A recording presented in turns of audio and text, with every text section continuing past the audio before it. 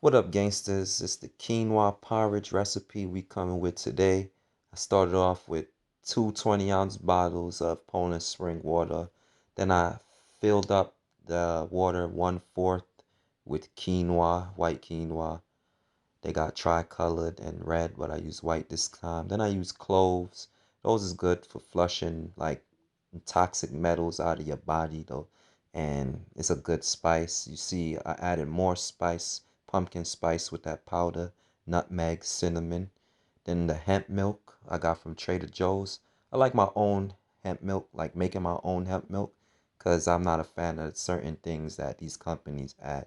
But you could use coconut milk, hemp milk, any non-dairy milk I feel is cool. And of course I added agave to sweeten it up a bit.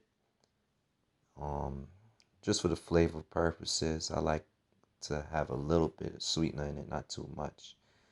And then I added the sea moss to fortify it some more with some more minerals, more fiber, and the texture is gonna be a lot better once it cools down because of the sea moss. The sea moss is a good texture agent for when you're making anything that you want to get the texture to be desired however you feel like. So sea moss is good for that.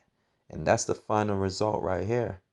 I added some mixed nut butter. Pause. You see it got a lot of different flavors. I usually have walnut butter.